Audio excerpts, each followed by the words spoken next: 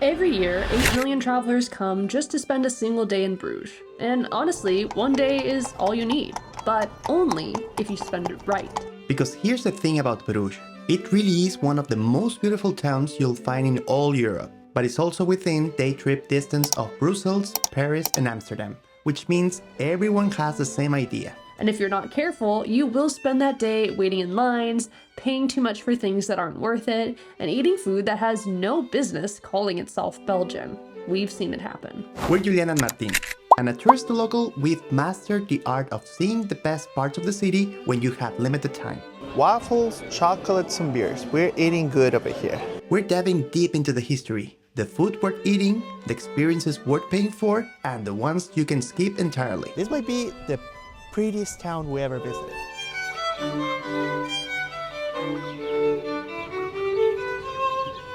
Good morning from Brussels. Today we have a great day ahead. We're going by train to one of the most beautiful cities in Belgium. Yes, it's about an hour 30, an hour 40 minutes from where we're staying. We're just doing it as a day trip, which people have recommended to us. Right. So we're going to show you guys how to take the train, because apparently some of y'all are still intimidated by that. Let's go. Bonjour et bienvenue à bord de ce train ici à destination d'Ostende. Notre train fera à Mont-Saint-Pierre, Bruges, Ostende. We have 2 minutes. Trains from Brussels to Bruges run at least once an hour, and we paid 18 euros each way for these tickets in second class. Also, since it's a day trip, we pack light. But if there's one thing we would tell you to bring, it's a portable charger.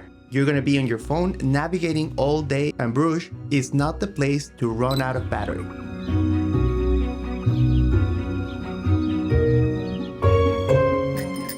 And we are here.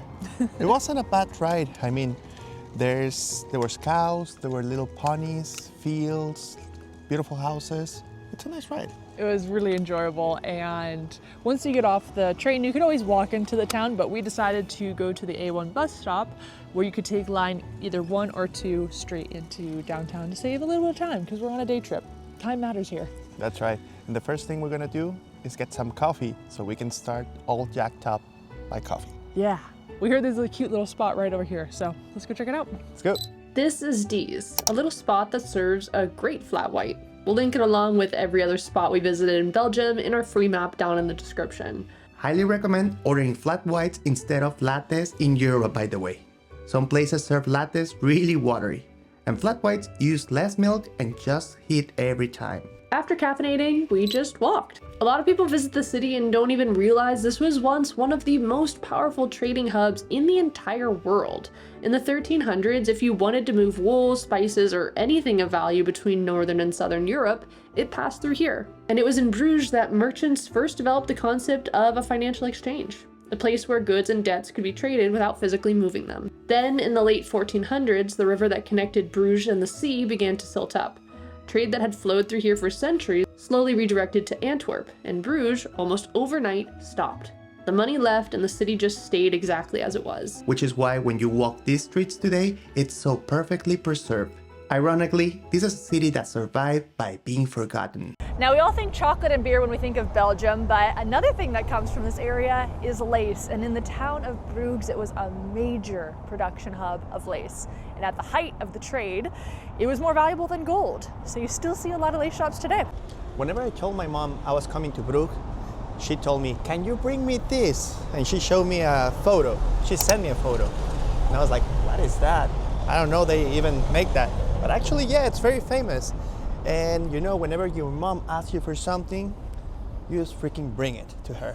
So we are going to a shop that specializes in that to get her what my mom wanted. That, my friends, is how we ended up in Rococo, a lace shop just off the main plaza of Bruges. It's a family-run spot that's been keeping the lace-making tradition alive for 6 generations. In a world of Amazon and fast fashion, people do not appreciate enough the work it takes to intricately use hundreds of bobbins to craft this stuff. So stopping here was really special, and we were thrilled to see they not only had tons of decor and napkins and tablecloths, but also the collar Martine's mom was looking for. This one is the one. Yeah, I think that's what she's wanting. I think we're gonna take these ones. Yes, please. All right, we succeed. There you go, Mom. I hope you're happy. Whenever you start exploring Europe, all the churches, they start blending in. But whenever you see one that they said they have the holy blood of Christ, then you're interested. I don't know if you're religious or not, but we need to figure this out. This is the Basilica of the Holy Blood. And yes, a small rock crystal vial apparently contains cloth soaked in the blood of Jesus Christ, brought back from the Second Crusade in 1150 as a gift from the King of Jerusalem. Unfortunately, no photos are allowed in most areas, but don't worry, you didn't miss much. Well, in our opinion, that one is not worth going inside for, you guys. You can only see the vial on Fridays during a very special procession. And we went inside, we couldn't see the church because there's a mass going on, and the museum, there's nothing to see. It's really more so about seeing the building from the outside. And speaking of places that look really, really cool from the outside, check out what's around the corner here. We're gonna explore the main plaza.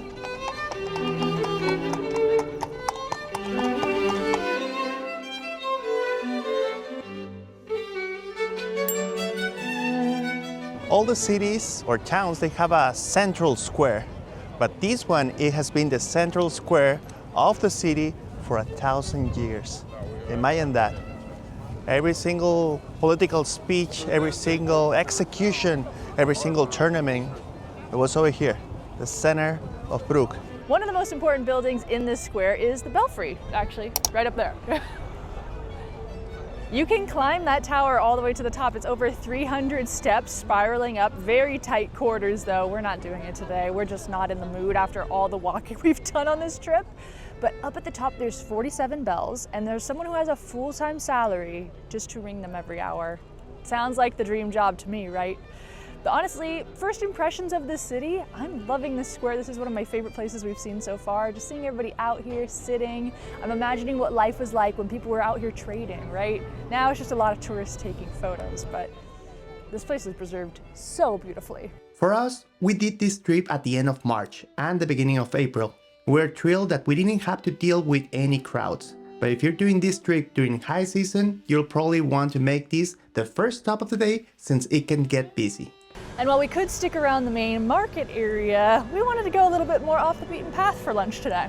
A lot of tourists, they just eat over there like in the main market, but we're going to Lyon, Belge to have some lunch, well deserved.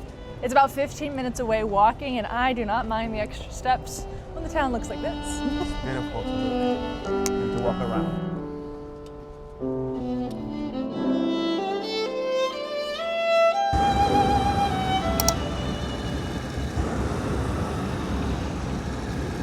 Lunch for today, we both got Stoofvlees, which is a beef stew that is typical from here. Now you guys remember when we had carbonade last episode when we were in Brussels. It's very similar to that, slightly different though.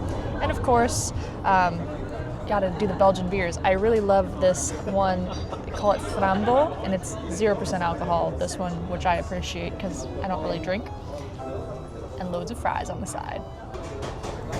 It's delicious. It's a little more sweet that we have last week, you know, like in the last episode. It wasn't last week, it was 2 days ago. But it tastes very good, and also with the fries, the perfect combination. After all the walk, we deserve this. You know, this town really is as charming as we'd hoped it would be. And sure, we had to wake up early to make this a day trip, but this is a really lovely place to wander around. We accidentally stumbled upon this iconic picture spot called Bonifaciusbrug, and it turns out canal tours pass right underneath because your love is said to last forever if you kiss under this bridge. Okay, I don't know what he said. Bye. I don't understand. It was probably just some kids yelling 6-7 at me in French, but you know what? That canal tour looks pretty cool. Let's do that. There is over 53 kilometers of canals here in the city, and a lot of people refer to it as the Venice of the North, and the locals hate it. This place has been around here a lot longer than Venice has. I will take a boat ride over stairs every single day of the week. This tour costs us 15 euros each and takes about 30 minutes. I love being able to see the city from the water. It's nice to just sit back and watch everything pass you by. The historic center of Bruges surprisingly only has about 20,000 people living in it. And in the Canal tour, we get to see a lot of beautiful homes that face the water. What a beautiful view to wake up to. It's no surprise that UNESCO designated the historic center as a World Heritage Site. This isn't some reconstruction of a medieval town. All of this beauty you see here is because it was actually forgotten for 500 years. And you guys know we're always looking for places to teach us lessons as we travel.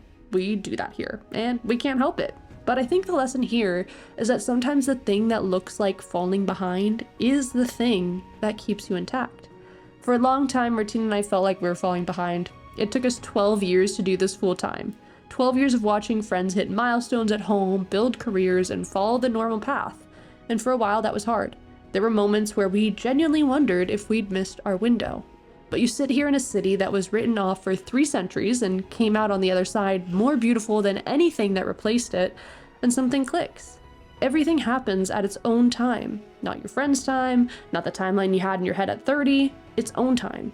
So that is what we were thinking about on this boat ride, and I think everyone else was probably just admiring the ducks. And I know this is a small town, a small city, and you only need 1 day to come over here, but it's totally worth it. I strongly recommend you to come because there is not a single place in this town that is ugly. It's beautiful everywhere. This might be the prettiest town we ever visited.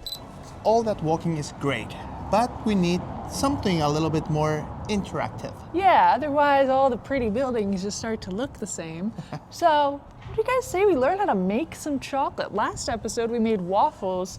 You know, if we're gonna be starting this new Belgian restaurant back home, we gotta learn how to make chocolate. Not any chocolate, Belgian chocolate. So it's back to school we go. We met with Halve Maan, a local who teaches tourists how to bring the art of Belgium chocolate back home with them. It's not gonna come out the bottom, right? No, you Okay. just have to watch out that it's not on your... Okay. And you put it here. We already talked about what makes Belgian chocolate different in our last video in Brussels, but I'm excited to actually see how it's made, because this class isn't just filling chocolate in a mold. We're making pralines, which means we have to peel the outer shell, do a separate batch of ganache, and come up with fillings for the inside of each shell. Very focused. It's a lot of work, but someone has to do it, right?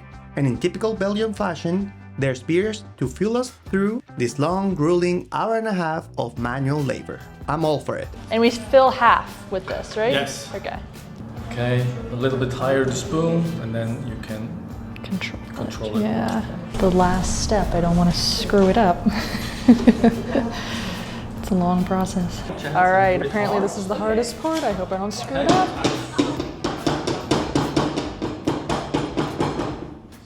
Oh no! We lost one. Oh, that's no problem. We lost a raisin. My next one will be better when I do it at home. These ones are perfect, you see?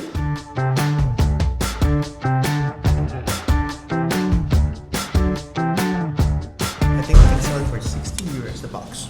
Easily. We'll be able to get our train back to Brussels. Well, that was awesome. That was amazing. Delicious too, by the way. Tasty. We had no idea that this is the same exact company that we did the waffle class with in Brussels. But you know, it was fun. But we have to say, if you need to decide one, doesn't matter if you're in Brussels or Bruges, I'd say go for the waffles first, just because you're more active during that entire class. This one, there's a lot of sitting around waiting. We didn't mind though. We got to know our fellow classmates. that's right. Some people, they were from Seattle and some people, they were from Germany. So it was very nice to meet them. But the other one is more interactive, let's say it like that. Exactly. And actually, whoa, okay. We'll let you have your moment. The QR code's here if you would like to. That was so corny. If you want to book the tour, you can scan the QR code. We'll also leave a link in the description. That's right, that's right. So, but this one is amazing because you have like extra chocolate like for a week. We ate already half of ours. That's right. We got a lot of energy now, and there's still a couple more sites to Can you see. notice? All right, let's go.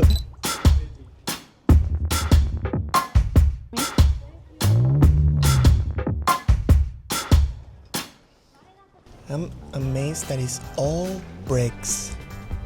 So beautiful. Talking about bricks, Brazil, South Africa, China, India, and the bricks. And the brick of chocolate in your hand that you're not even showing them. This is the brick of chocolate. It has to be there. The local singer. So whenever you have to be careful about the percentage of alcohol that the beers have. Then you could be singing like that guy in your bicycle. Remember, if you drink, don't drive. And speaking of beers, there's another spot I want to take you.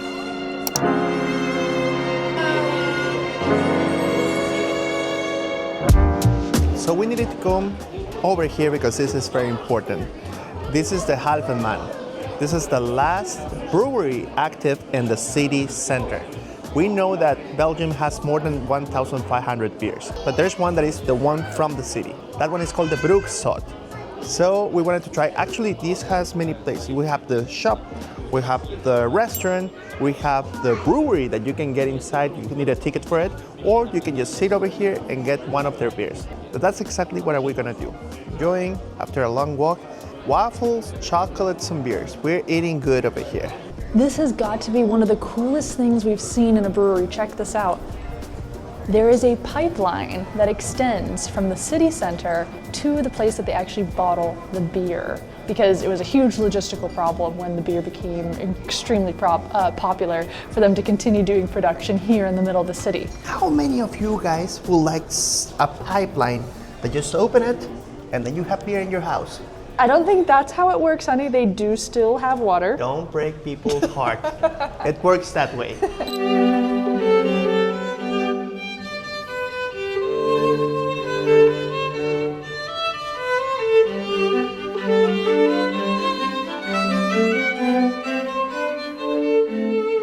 We make our way to Begijnhof, a walled community built for lay religious women who chose to live communally in religious devotion without taking formal monastic vows. They could own property, leave if they chose to marry, and support themselves through work, which was typically lace making or nursing the sick. In the medieval period, this was a radical proposition to not quite be a nun or a laywoman, and live independently outside the church hierarchy. The last woman of this community died in 1928.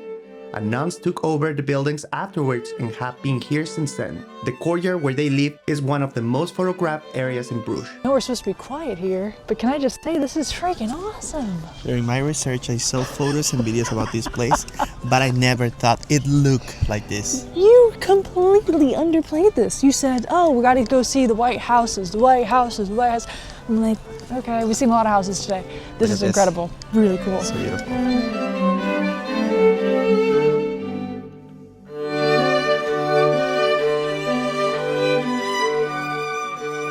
When you travel as much as we do, some cities blur together, but I think this is a special one. I think Bruges is a really good day trip option. And we're ending here in this beautiful, beautiful park. And my God, mi amor, the way that you planned this trip, the timing, with the sun going down and being here, all the tourists who've come for the day trip have already left, and it's just us and the locals. We're loving it. We just have a great experience over here in Europe overall, all the cities and countries that we visited, and we feel very grateful. But next episode, we still have another place to visit before we need to head home. Yeah, small but powerful, Luxembourg. The sun is going down, and it's time for us to take the train back to Brussels.